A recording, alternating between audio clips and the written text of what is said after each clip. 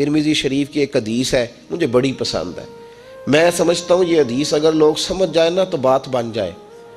नबी पाक सल्लल्लाहु ताला अलैहि वसल्लम ने लोगों से कहा, लोगों चाहते हो कि तुम अल्लाह के महबूब बन जाओ? तो सहाबा के चेहरे खिल उठे।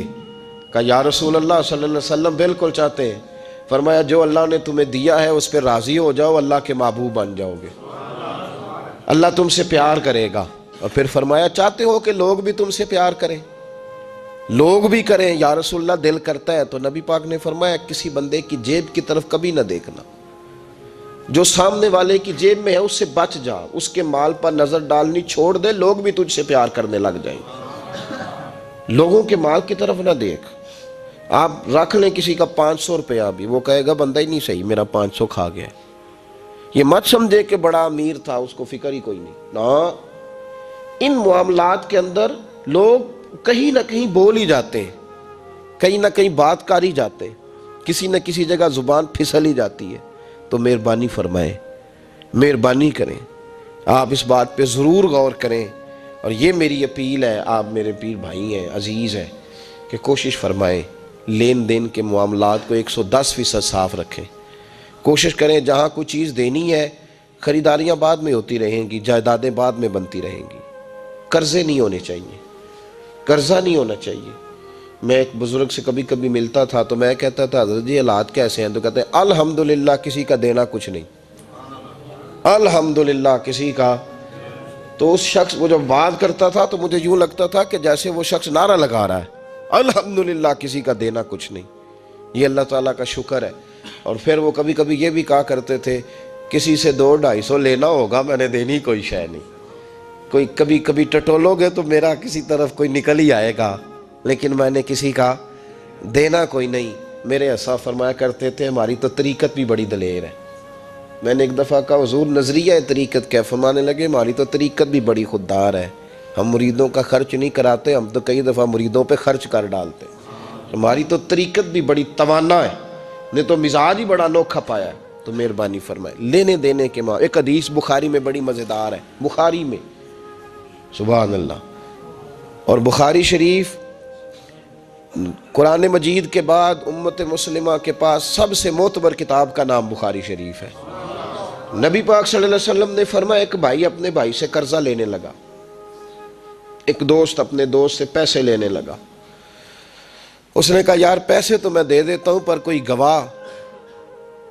उसने कहा गरीबों के गवाह नहीं होते, मेरा गवाह अल्लाह है। उसने कहा किसी की ज़मानत दे दो। उसने कहा मेरी कौन ज़मानत देगा, मेरी ज़मानत मेरा अल्लाह ही देगा। वो बात हो गई, 1000 दिनार उसने, उसको बात बड़ी पसंद आई। कहा अल्लाह के नाम पर तू कहता है, अल्लाह भी गवाह है हमारे दरमियान और अल्लाह ही ज़मानती है, तो ले ले पैसे। 1000 दिनार दे दिए। अब वो बंदा दरिया के पार चला गया। मेहनत, ये देखें अब इस हदीस से आप दर्स देखें, ये हिकायत नहीं, ये मेरे रसूल पाक का बयान किया हुआ फरमान है। इसकी सदाकतों पे देखें। और बुखारी की हदीस के जुमले कितने हसीन हैं। नबी पाक सल्लल्लाहु अलैहि वसल्लम ने फरमाया वो जिसने पैसे लिए बतौर कर्जा वो दरिया के पार चला गया, मेहनत मजदूरी करता रहा। जब मुकर्ररा वक्त आया तो उसने 1000 दिनार जो वादा किया था कि फ़लाँ तारीख को दे दूंगा, उस तारीख को उसने 1000 दिनार लिए और दरिया के किनारे पहुँच गया कि मुझे कश्ती मिले तो मैं उस तक पहुँचाऊँ। लेकिन उसने इत्तफाक कि उस दिन कश्ती कोई ना मिली। बड़ा इंतज़ार किया, कश्ती कोई ना मिली। उसने एक लकड़ी ली, लकड़ी को अंदर से फाड़ा, मोटी लकड़ी होती है ना बांस की तरह, उसके अंदर सुराख बन जाता है, जगह बन जाती है। उसने अंदर से उसकी खुदाई की, उसके अंदर उसने 1000 दिनार रखा और एक रुका रखा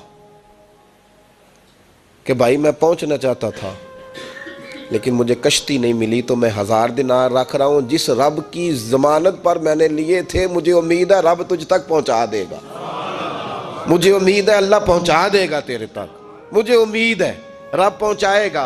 ये कह के उसने उसको बंद किया किसी कपड़े के साथ और बंद करके दरिया में डाल दिया। अब वो इंतजार करने लगा। वो जो शख्स था वो भी किनारे आया कि आज उसका वादा है, उसने आना है। देने वाले को टेंशन होती है तो मेरे ख्याल है लेने वाले को भी बहुत ज्यादा ही होती है कि आज लेने। वो आ गया किनारे पे कि आज पैसे आने, लेकिन कोई शय ना आई। एक लकड़ी बहती हुई आई, तो उसने उठाई लकड़ी का, चलो पैसे नहीं मिले तो ईंधन तो मिला है ना, घर जाके लकड़ी जला के रोटी तो पकाएंगे ना। और लकड़ी उठा के घर लाया, घर ला के जब उसको छीला, तोड़ने लगा कि टुकड़े करके इससे आग जलाता हूँ, उसने खोली तो अंदर से रुक्का भी निकल आया और 1000 दिनार भी निकल आया। रब करीम का अंदाज देखो कि दरिया कितना चौड़ा होता है, और जो कागज होता है वो पिघल जाता है दरिया के अंदर, लफ्ज मिट जाते हैं, लेकिन हर चीज को बाहिफाजत मेरे रब करीम ने पहुंचा दिया। उसने जब उसको खोला ना तो 1000 दिनार भी निकल आया, मुकर्ररा वक्त पे उसे पैसे भी मिल गए, वो बड़ा राजी हुआ। अब ये बंदा आया कुछ दिनों के बाद दोबारा 1000 दिनार का और बंदोबस्त करके लाया, पता नहीं उस तक पहुंचे कि कहीं गुम हो गए। 1000 दिनार का और बंदोबस्त करके लाया। मासूम आमना हबीबे किबरिया सैयद कौन मकान सल्लल्लाहु अलैहि वसल्लम किस हुस्न के साथ अपनी उम्मत को हसीन अखलाक सिखा रहे हैं। नबी पाक अलैहिस्सलाम फरमाने लगे, गुलामों वो एक और 1000 दिनार लेके दरवाजे पे आया और दस्तक दे के कहने लगा, मेरा रब गवाह है कि मैंने कोशिश की थी पर मुझे कश्ती नहीं मिली, मेरा रब गवाह है कि मैंने हिम्मत की थी पर मौका नहीं मिला। अल्लाह जानता है जिस रब की ज़मानत पे मैंने तुझसे पैसे लिए कि मेरी कोशिश पूरी थी पर मौका नहीं मिला, मैं आया हूँ, पैसे रख ले। उसने कहा, अगर अल्लाह तेरे और मेरे दरमियान गवाह था फिर वो करीम भी बड़ा है, तूने दरिया में डाले थे तो रब करीम ने बाहिफाजत मुझे पहुँचा भी दिए और तेरी इज्जतों को उसने बरकरार रखा है, मेरे दिल में तेरी गोया कदर बढ़ गई है। ओ भाई, जो रब करीम पे भरोसा करे, जो अल्लाह पे भरोसा करे और इरादा करे। और इसी तरह की एक और हदीस सियासता में मौजूद है, नबी पाक सल्लल्लाहु अलैहि वसल्लम ने फरमाया, एक बंदे का इरादा था कर्जा देने का, उसका प्रोग्राम था वापस करूंगा पैसे, मेहनत कर रहा था, जद्दोजहद कर रहा था, कोशिश थी, वो नीयत उसकी सही थी, दबाने का 1% भी इरादा नहीं था, कोशिश जारी थी, हिम्मत कर रहा था, फौत हो गया। या रसूलल्लाह अब क्या बनेगा? अगर सूफिया इस हदीस पे वजद करते, वजद आता है इन लफ्जों पे, अब क्या बनेगा? तो मेरे महबूब फरमाने लगे, क़यामत के दिन अल्लाह अपनी रहमत से उसके कर्जे अदा फरमा देगा। देखो, इतना भी कोई खुश नसीब है जिसके अल्लाह कर्जे अदा करे, इतना भी कोई खुशकिस्मत है रब जिसके कर्जे दे।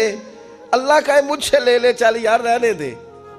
ओ भाई, इन लफ्जों को देखे ना, जिसे मुबारका में सरकार दो आलम सल्लल्लाहु अलैहि वसल्लम ने फरमाया, क़यामत के दिन 2 भाई, एक भाई पहले इंतकाल कर गया, एक बाद में फौत हुआ। जो पहले चला गया उसके कुछ हुकूक बाद वाले ने देने थे, समझ ले कुछ कर्जे थे, अब वो पहले फौत हुआ, इसे बाद में एहसास हुआ, इसने कोशिश भी की, माफ़ियाँ भी मांगी, लेकिन अब वो फौत हो चुका था। तो नबी पाक सल्लल्लाहु अलैहि वसल्लम फरमाते हैं, क़यामत के दिन चूँकि ये माफ़ियाँ भी मांगता रहा, तौबा भी करता रहा, बड़ी इसको सही एहसास हो गया, नदामत वाली तौबा की, लेकिन अब जिसका हक था वो तो फौत हो गया, अब क्या करे? तो महबूब फरमाने लगे, फौत होगा ना, जिसने देने थे पैसे, जिसके ज़िम्मे हुकूक थे, लेकिन वो जिसके देने थे वो तो चला गया, समझ लें कोई वारिस भी नहीं। तो फरमाया, जब ये फौत होगा तो क़यामत के दिन जो पहले फौत हुआ था वो मुकदमा करेगा कि या अल्लाह, इसने मेरा माल दबाया, मेरे पैसे लेके दे। तो रब करीम फरमाएगा, चल ये बढ़िया माफ़ियाँ मांगता रहा, इसे माफ़ कर दे। अल्लाह फरमाएगा, वो कहेगा, नहीं या अल्लाह, मुझे बड़ा सताया, मुझे बड़ी तकलीफ़ दी, मेरे हुकूक ज़ाया किए, मैं नहीं माफ़ करता। तो रब करीम फरमाएगा, ज़रा ऊपर उठ ना, चल बाद में बात करते हैं, उठ तो सही, वो जन्नत में एक महल बना हुआ है, ज़रा उसकी तरफ तो नज़र डाल। उसने नज़र डाली तो यहाँ तो कोई अच्छा इंजीनियर बनाए कोई मकान, तो नज़र जो है वो हटती नहीं। तो जिस मकान को रब तैयार फरमाए, जिसको अल्लाह बनाए, उससे नज़रें कैसे हटती होंगी? उसने देखा तो देखता ही गया, देखता ही गया। अर्ज करने लगा, मौला ये किसका मकान है? तो महबूब अलैहिस्सलाम फरमाते हैं, रब करीम ने फरमाया, उसका है जो इसकी कीमत देगा। कहा, या अल्लाह कौन कीमत देगा? फरमाया, तू भी दे सकता है। या अल्लाह, मैं गरीब फ़कीर, मैं कैसे कीमत दूँ? तो अल्लाह फरमाएगा, चल तू अपने भाई को माफ़ कर दे, मैं महल तुझे दे देता हूँ, तू माफ़ी दे दे, महल तेरा हुआ। तो हुज़ूर फरमाते हैं, 3 दफ़ा बोला, कहने लगा, या अल्लाह मैंने माफ़ किया, या अल्लाह मैंने माफ़ किया, या अल्लाह मैंने माफ़ किया। तो अल्लाह फरमाएगा, फिर भाई का बाजू पकड़, वो एक महल नहीं, वो एक ही नक्शे के 2 बनाए हुए हैं, इसका बाजू पकड़, दोनों जन्नत में चले जाओ, मैंने तुम दोनों के लिए घर बना दिया है। तो अपने मामलात सही करने की कोशिश करें, अपने मामलात सही करें। हम उस सिलसिला आलिया में दाखिल हैं कि हुज़ूर गौसे आज़म रज़ी अल्लाह ताला अन्हु के वालिद का मशहूर वाक़या है कि भूख लगी थी तो दरिया में बहता हुआ सेब खा लिया था, सेब खा लिया गौसे आजम के वालिद ने। तो फिर कहने लगे ओहो ये मैंने क्या किया। जिस सिमत से वो सेब आया था वहाँ जाने लगे।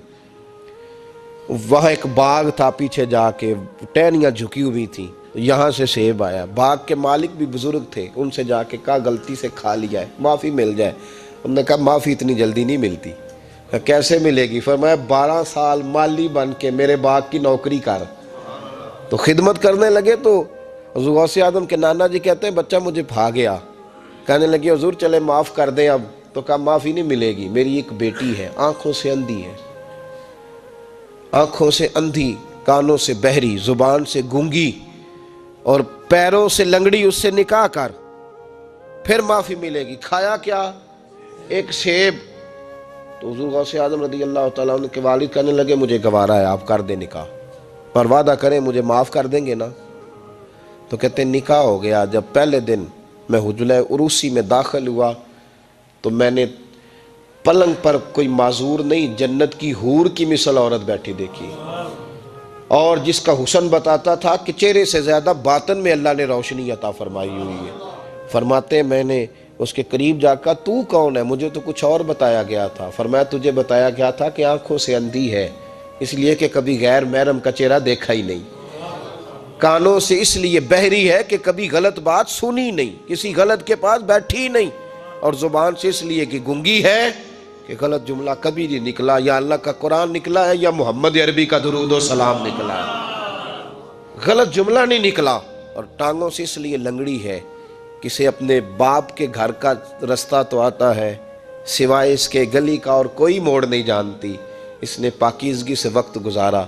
हुजूर गौसे आज़म के वालिद कहते हैं मैं अपने लेन देन के मामलात सीधे करने गया तो सादात के घर की हूर मुझे मिली, और जब मैं उस हूर से मिला तो फिर रब ने मुझे अब्दुल कादिर जिलानी जैसा बेटा अता फरमाया, गौसे पाक जैसा बेटा दिया।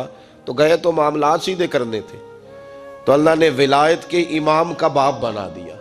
तो मेहरबानी फरमाए अपने मामलात में तवानाई पैदा करें।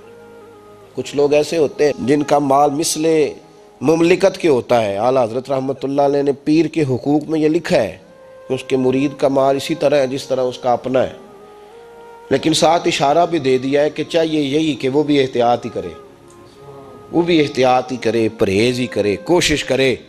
और आप फरमाते हैं चूँकि बाप की हैसियत रखता है तो ज़रूरी तो नहीं ना बाप बेटे की कमाई खाए, कभी कभी बेटे भी बाप की खा ही लेते हैं।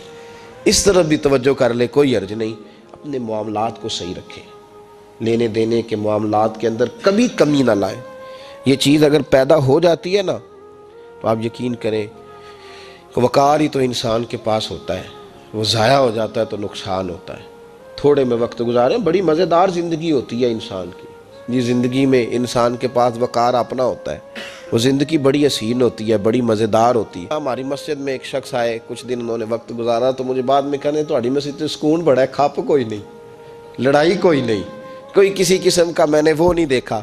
आप यकीन करें यहाँ 4 असातिज़ा काम करते हैं, कई सालों से करते हैं, हमने कभी उस्तादों की लड़ाई भी नहीं होने दी, वरना मदरसों में झगड़े चलते हैं। तो मुझे कहने लगे जी यहाँ लड़ाई कोई नहीं। मैं कह इस वास्ते किसी को मालदार बंदा चेयरमैन ही नहीं बनाया कि जो कहे कि ये कैसे हो गया, ये खांसे क्यों हैं, ये उठे क्यों हैं, ये बैठे क्यों हैं। यहाँ अल्लाह ने हुस्न इसलिए दिया है कि अल्हम्दुलिल्लाह ये एक कोना तो ज़रूर है लेकिन अल्लाह ने बड़ा सुकून अता फरमाया हुआ है। तो ये उस वक़्त होता है जब आप किसी से कुछ लेते हैं तो फिर आपको उसके नखरे भी बर्दाश्त करने पड़ते हैं, फिर आपको देखना भी पड़ता है, उसके आने पे खड़े भी होना पड़ता है। तो इसलिए लेन देन के मामलात को 110% सही रखें। ये मेरी वसीयत नहीं आप हज़रात को, इसको मेरा हुक्म समझें, हुक्म समझें इसको। और आप कतई तौर पे मेरी पीर भाइयों से गुजारिश है कि लेन देन के मामलात को छोड़ दें सारा कुछ। अल्लाह बड़ा करीम है, एक कमरे में भी इंसान की ज़िंदगी बीत सकती है, लेकिन लेन देन के मामलात में 110% अपने आप को साफ़ रखें और अपनी वसीयत को हमेशा इसमें सुस्ती नहीं करें, लिख के रखें कि किसी का क्या देना है, मोटे हरफों के साथ, और 3-3 जगह उसको लिख के रखें कि मैं फ़लाँ आदमी का मेरे पास ये है, उसको ज़रूर संभाल के रखें ताकि किसी जगह भी अगर अल्लाह तबारक व तआला फजल करे कोई ऐसा मौका आता है तो हम साफ़ सुथरे हों, हमारे वारसों को पता हो कि हमने किसी का क्या देना है। अल्लाह समझने की तौफीक अता फरमाए।